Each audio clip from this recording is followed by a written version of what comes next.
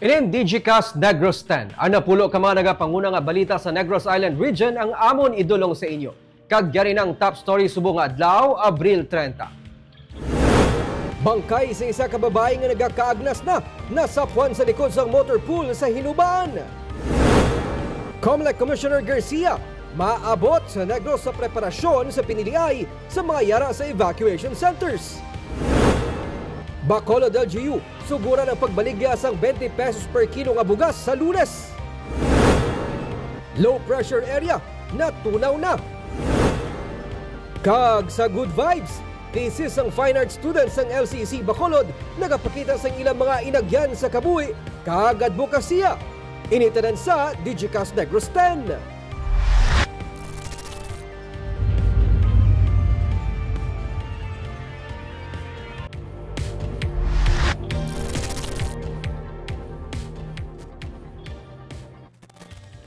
Sa number 10, low pressure area sa Mindanao ang natunaw na. Wala na sang low pressure area sa sulod kag sagwa sang Philippine Area of Responsibility suno sa Pag-asa. As of 2 p.m. natunaw na ang LPA malapit sa Mindanao. Ang ITZ na lamang o kung ang ITCZ na lamang ang nag-aapekto sa Mindanao kag Palawan. Easterlies naman nag-aapekto sa Visayas. Bisan wala sang LPA, posible sa gihapon ang pagbubo sang ulan sa Visayas, lagip ng isla sang Negros dala sang localized thunderstorms suno sa Pag-asa.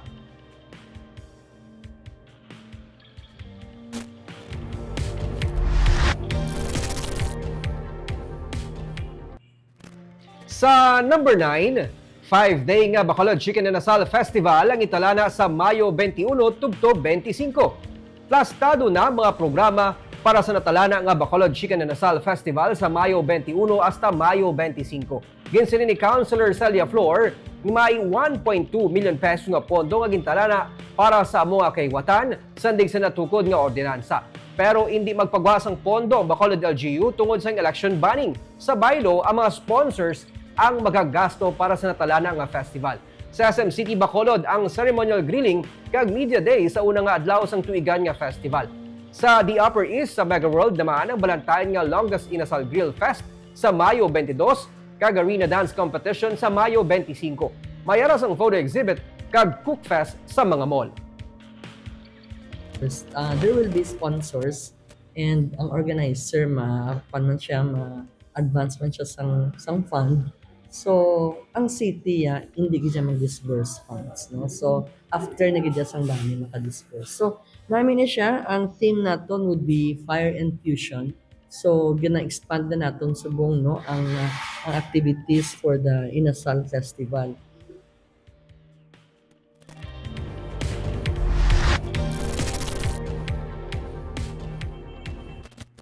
Sa number 8, profiling sang tanan nga mga nagabiyahe nga jeep sa Bacolod ang ginsuguran sa Bacolod City Government Center. Antes pa man ginpatuman ang Public Utility Vehicle Modernization Program, mayara sang 3,731 ka mga public utility jeepneys ang nagabiyahe sa Bacolod sang 2018. Sandig sa records ng Land Transportation Franchising and Regulatory Board o LTFRB, mayara karon sang 605 ka mga modernized jeepney kag 1,266 ka consolidated traditional jeepney ang nagabiyahe sa syudad. Pero hindi malipod nga may pila sa gihapon ka mga jeep ang nagabiyahe nga kolorum. Gani ginmando ni Mayor Albi Benitez ang profiling agud mapatod kung pila pa ka mga modernized jeepney units ang kinahanglan sa 24 ka mga rota sa idalom sa natukod ng Local Public Transport Route Plan. Diri man luyag mapatod sa alkalde kung pilang kinahanglan nga mga units sa tatlo ka mga ginapaabot nga green routes o kung mga rota nga italana para sa mga electric jeepney. Ang pag-migrate sa electric jeepney ang ginduso sang alkalde para mangin madinilagon ang PUV Modernization Program. Mayara man kita daw consultation sa atong mga stakeholders, and once we agreed with a agreed number, amo na namon i-submit sa LTFRB for finalization. Wala pa kami sa mga consolidation, sa mga requirements ng LTFRB sa modernization. Ara pa lang kami sa number of jeep. Transtoryanin namon sa DOTR, we will make it easier for jeepney operators, whether traditional or ara na sa modernized, to move forward. Kung ginalaga subong is to find out the right number for us to authorize.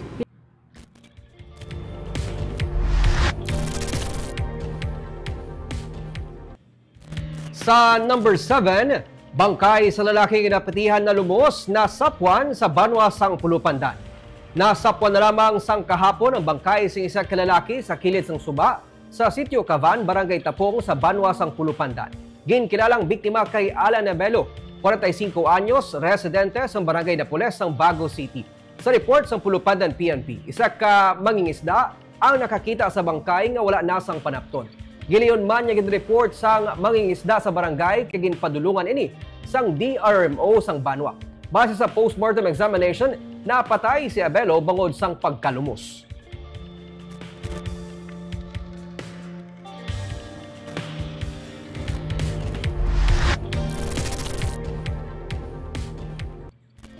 Sa number 6, bangkay sing isa ka babae nga nagakaagnas na nasapwan sa likod sa motor pool sa Banwa sang Hinubaan. Nasapwan ang nagakaagnas na nga bangkay sing isa ka babae sa likod sa motor pool sa Banwa sang Hinubaan sinila nga hapon. Ang babae ang nakaitom nga short kag itom nga t-shirt. Halos hindi na makilala ang iyang itsura sang masapwan. Pila ka minutong nagligad kaging kumpirma sang hepe sang Hinubaan PNP nga si Police Major Jenic Bermudez yang nasapwan nga bangkay, among bangkay ni Thalia Evangelista. 24 anyos nga missing, humalin pa sa nagligad nga inadlaw. Base man sa post sang himata ni Thalia, 3 ka adlaw na ini siya nga na-missing. Wala na siya makapauli matapos nga mamiyesta. Ginausisa pa sang PNP ang pamilya sang biktima para mahibaluan kung sino ang ulihin niya nga nakaupod. Ginahulat pa sang PNP ang resulta sang post-mortem examination sa bangkay. Nagapadayo ng pagpangusisa sang PNP sa sining nga kaso.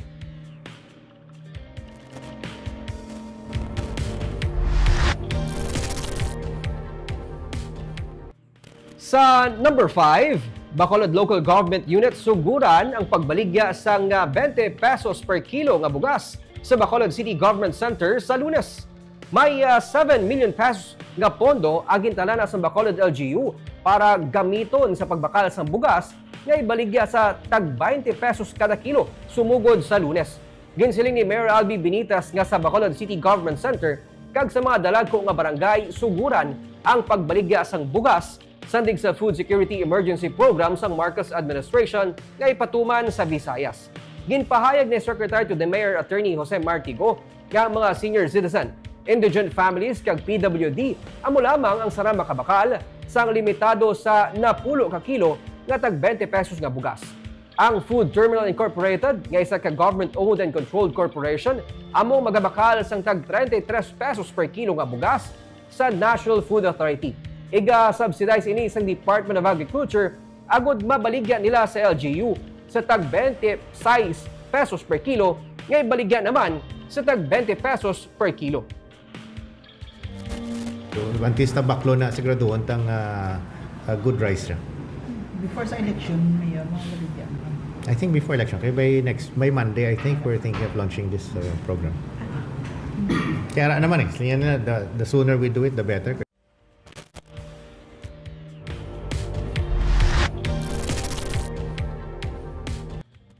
Sa number 4, subong na ang katapusan sang 3 ka adlaw nga local absentee voting sa pungsod.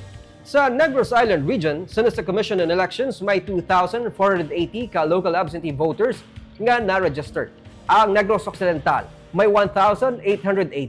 Pinakadako ini sa rehiyon kundi sa bilog na pungsod. Sunod kay Ananoria, kalabanan diri mga katapos ang PNP. Sa headquarters nila ang mga pulis nagaboto kag sa tagsa naman ka mga camps ang katapos ang PNP. Sa Comelec, Bacolod, ug Negros Occidental, ang mga election officers kag katapos ang media nga mga local absentee voting ang nagsugod naman boto. Hindi pa sa karon mapatod ang turnout. Bangod kadungan sa election day ang pag-count sa mga balota sa tagsaman ka mga automated counting machine. Ipadala ang balota sa mga local absentee voting sa Manila.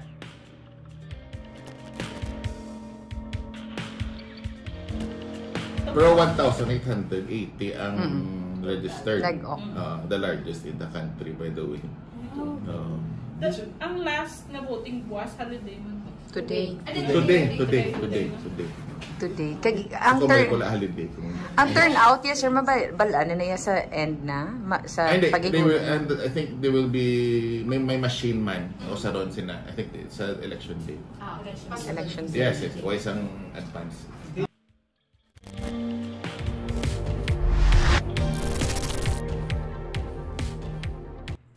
Sa number 3, Mayor Albi Benitez nagpahayag nga bahala na kung ano man ang luyag sa iya maging kasumpong sa natalana nga piniliay.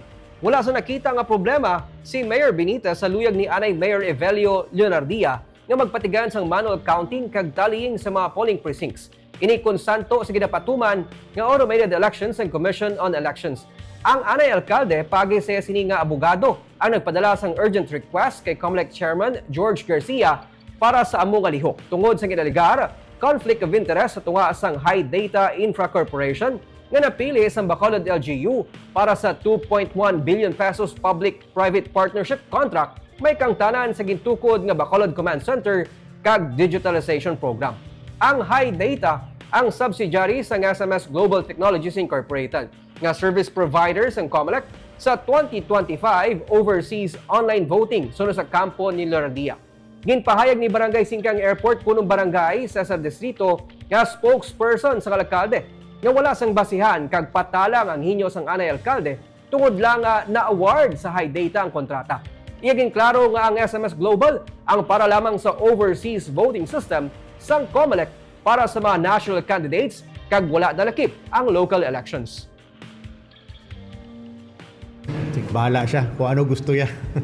Miski anong sistema ang iyang gusto himuon na para to make him feel nga wala bala mga among bagay sa election.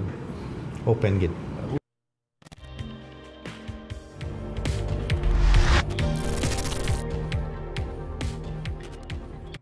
Sa number 2, every vote counts. Ininsuno kay Senatoriable Francis Kiko Pangilinan nga ginbayaw ni Governor Eugenio C. Lacson upod kay Anay Governor Rafael Lito Coscolluela sang kaina sang aga.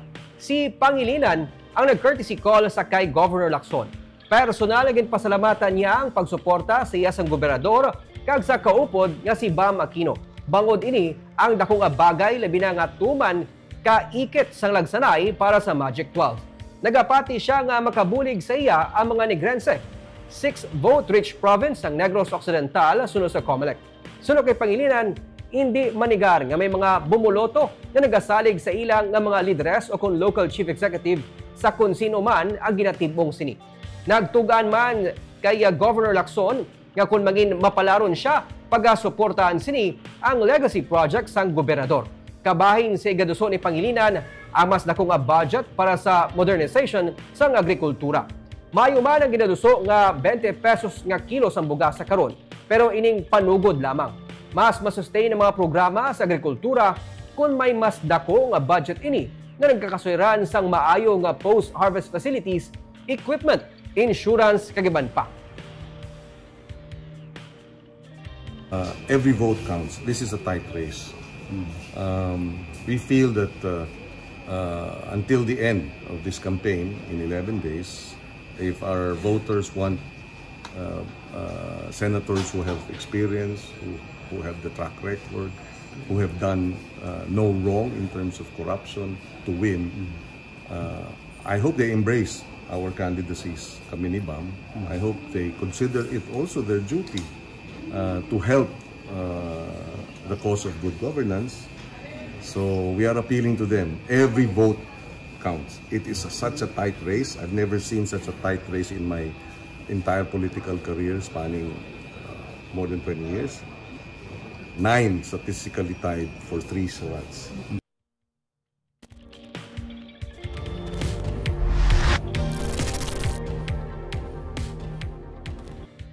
Kag sa numero 1 sa mga balita subong nga adlaw, COMELEC Commissioner George Erwin Garcia ang ginapaabot buwas ka adlaw sa Negros Occidental para sa pagalagdaan nga Memorandum of Agreement upod sa Office of the Civil Defense nga igatigluwas ni Undersecretary Ariel Nepomuceno. Wala labot sini personal man nga bisitahan sang Commissioner ang mga alternative voting centers. Sa media advisory nga gipagawa sang COMELEC, magalagda sang MOA ang COMELEC kag OCD sa pag-establish ng partnership na nagatuyo sa pagpabakod sang disaster risk reduction and management efforts angod sa pagpatuman sang eleksyon. Ang proposed cooperation nagalakip sang planning sang emergency exits para sa polling precincts kung sa diin ginalantaw ang mahimo pagtugot sa COMELEC sa pag-deputize sang OCD sa pag-enhance ang safety sa tion sang disaster. Ining magatugot sang early voting para sa mga disaster personnel, pag-set up sang incident command post sa tion sang eleksyon, kagaban pa nga posible collaboration. Sunod kay Attorney Ian Lee Ananoria, ang Provincial Election Supervisor sang Negros Occidental, magluwas sa paglagda sang MOA, personal man nga bisitaho ni Garcia ang mga eskwelahan sa La Carlota City nga magaserbeng alternative voting centers. Ang mga banwa kag syudad nga apektado sang bulkan Kanlaon sa Alert Level 3 ukon sa Alert Level 4 kag may na-identify nga mga alternative voting centers ang sakop sang MOA suno kay Ananoria. Hindi lang basta-basta nga makasaylo sa polling center ang ANBank ang naga-approve sang alternative voting centers. Tigayon nga may gina-identify nga mga alternative polling centers sa tuyo nga matigayon gid ang eleksyon apesar sa sitwasyon nga ginatuga sang bulkan Kanlaon. Sa contingency report sang COMELEC damlag pa, may 12,479 ka mga botante ang gina-project maapektuhan sa idalom sang Alert Level 3. Chairman Garcia will be here for the memorandum signing between the COMELEC and the OCD. He will also be visiting La Carlota, the evacuation centers, to see ang situations, mga alternate voting centers na.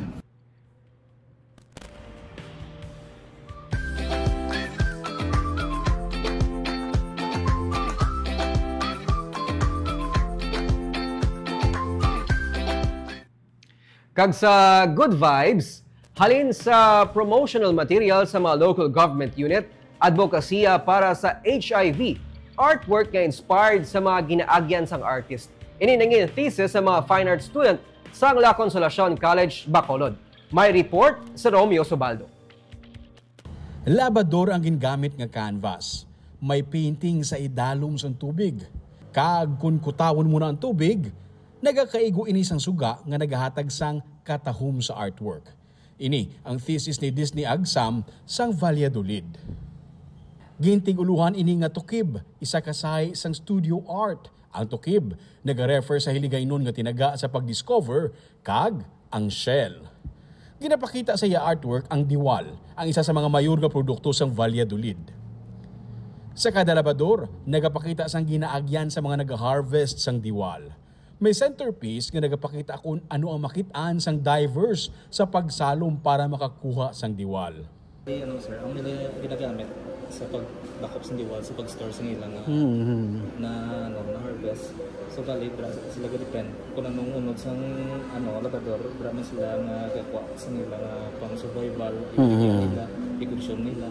Ang ini naman nga higante nga sculpture nga obra maestra man sang isa ka estudyante, pwede ma-centerpiece sa museum ukon building. Ang ini nga babae nga may background nga painting nga do backbone, obra sang isa ka estudyante nga may scoliosis nga nagapakita sang iya kabudlayan sa pagbangon sa kadaaga. Ang ini nga art pieces sang lawas sa babayi nagapakita sang inagyan sang isa ka babayi nga may PCOS ukon polycystic ovary syndrome. Nakasentro naman sa overthinking ang artwork ni Andrew Noel Tumaro. Diri niya ginpautwa sang iya balatsyagon kag ang mga inagyan samtang ginatapos ang ini nga paintings. I wanna show na kung ano naman siya naman kasi when you overthink na hindi mo pala makita or mapasulit kasi nahadlo ka kung ano naman and get-out ka kung ano yung like kakatastrophize ka na lang and you're not sure what to say. So, ginapakita ko through paintings, ginadipin. Kagang ini naman nga sculpture, ang may masubo nga istorya. Samtang ginaobra ini sang estudyante, na aksidente ang iya nga amay, kag nautdan sang tiil. Ang ini nga mga studio art ang kabahin sa mga thesis sa mga fine art students sa mga estudyante sang LCC. Sarang ini makitaan sa auditorium sang LCC Bacolod tubtub sa May 3. Romeo Subaldo para sa Digicast Negros. Kagantas kita magtakop sa liwat. Shout out sa aton yung mga live viewers sa Facebook. Kay Jubea Yap Janala, kay Gerardo Marquez, kay Hensley Mumbai, kay Danadar Tafal. Mayong hapon sa imo, sir. Nagapa-shoutout siya, no, si mga pamilya sa Garcia family, Adana Cagponanse, sa Barangay Vito, sa Sagay City. Kay Mirna Clavel, sa Payao, Binalbagan. Subuman Lindol Sunyo, mayong hapon, sir. Jan Randolph Rubin, kay Romel Galio, nagpa-shoutout kay Tony Hernan, kay Julius Hernan, kay Sir Jessery Hevero, sang Himamaylan, may pa-shoutout man siya kay Buds Piwi, kag kay Toto Shan, galantaw gid permi, kag kay Sir Arwin sa Coral, Jelwin, mayong hapon si mo, sir. Sir Michael Danoy, kag kay Sir Alejandro Bondo Joma, mayong hapon, sir. Kag amuyad to ang top stories of the day, tubtubwas, ako si Nico Delfin.